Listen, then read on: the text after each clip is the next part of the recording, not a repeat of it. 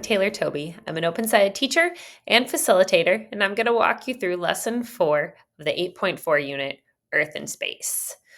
We are at the end of the first lesson set, and this lesson is where students put all the pieces together and apply what they figured out to a new scenario. So, how did we get here? In the previous lesson, students figured out that Earth's axis is slightly tilted, and this causes changes in the sun over the course of the year. And we wonder, how does this change in sunlight affect us here on Earth? Let's look at this lesson. It's an investigation and an assessment. It covers 2 days, takes about 20 minutes of prep. Students will be working in lab groups on a hands-on investigation, but they don't need devices. When we look at this lesson and think about each day as a chunk, in the first day, they figure out that the angle of light affects intensity, which affects the concentration of energy hitting Earth's surface, which leads to differences in temperatures, what we call the seasons. This leads us to wonder, what's happening in the other hemisphere? Students apply what they figured out to explain what would be happening in the southern hemisphere over the course of a year. In this lesson, students figure out that solar elevation causes differences in light intensity. The more direct the light, the greater the intensity, the more energy that is hitting the surface of Earth, which is causing higher temperatures. And that what's happening in the northern hemisphere is opposite of what's happening in the southern hemisphere. Let's look at some key moments in this lesson. In part 3, students are modeling and explaining seasonal temperature data.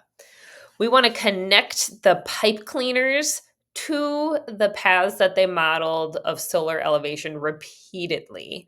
I have some students who would just move through the motions, and then when we went to make sense of this, they're like, wow, which season did which pipe cleaner go with? And how come the middle one we went to twice? And so by repeatedly bringing up, let's talk about the path of the sun. When is the path of the sun higher? Is it summer? Is it winter? Is it spring? Is it fall? And tying that in to the height of the pipe cleaners, it really helps them make the connection between their investigation and what we're trying to figure out. It's very useful to do multiple trials within a lab group, as well as share out their data within the class. And if you teach this to multiple classes over the course of the day, pooling data together to look for patterns. And then you really want to help them understand concentration. Some students may have the mathematical background to understand that because they're going to count the squares that the light covers and then use that to count out the area and calculate the concentration of light. If students don't have that mathematical background, I found it's really helpful to think about it like icing on a cupcake. If you put a lot of icing in one spot, it's really concentrated. You have a lot of frosting, and they think, oh, yes, very tasty. Or if it's spread out really thin, so you take the same amount of frosting and you spread it out over a really big cupcake. They're like, oh, yeah, that's just a little bit of frosting. That really helps them visualize the meaning of concentration when we are talking about the light. In part 7, students create a gotta have it checklist as a class. I found it helpful to have the conversation split into parts and interactions. So what are the parts or the things they need to include in their model? And then how are those objects interacting and what do they need to show? Have a conversation about perspective and scale. Do you just need to show outer space? Do you need to show the person on Earth when you are modeling what's happening in the southern hemisphere? As you're creating this gotta have it checklist, you want to put it in student wording. So your checklists may look different from class to class, but you'll notice that the big things that need to be included are there, such as the sun, light rays, the Earth's axis, the Earth's axis tilted and pointed at the North Star, changes in solar elevation. Those things will come up, but the wording might be a little bit different, and that's okay. We care about the concept, not the word for word what students are writing. So, after students have put all the pieces together, they've applied their knowledge and can explain how Earth's tilted axis affects the seasons in the southern hemisphere. Where do we go from here? We wonder, can we use all this information to explain another phenomenon? Say, like Manhattan Henge, which we use to launch this unit. Here are some material tips and tricks.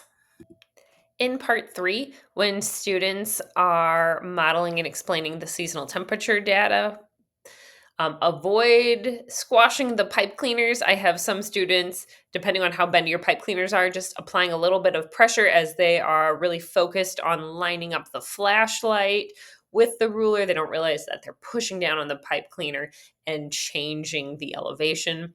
I have made videos where I model how to hold it and talk through like what each group member would be doing.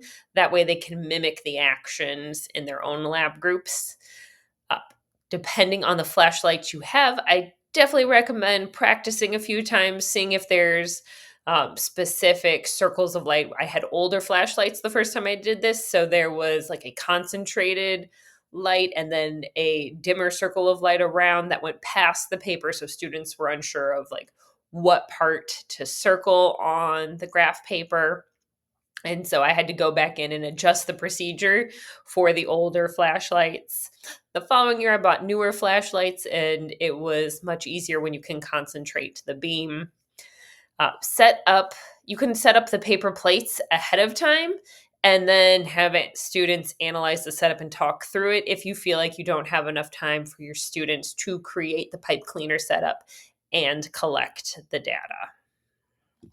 Poster management for this lesson.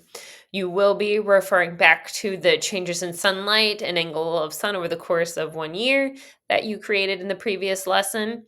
And then this lesson, you'll create a gotta have it checklist. You won't need to keep that for future lessons because students are going to be using it for the assessment in lesson 4 only.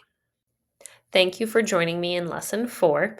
To summarize, through investigation, we want students to figure out that solar elevation affects the light's intensity or concentration, which in turn affects the amount of energy being transferred to Earth, which is how we get the temperature differences that we have over the course of the year, which we call the seasons. We want students to be able to apply those concepts to any location, regardless of being in the northern or southern hemisphere. Thank you again for joining me, and I look forward to seeing you in lesson 5.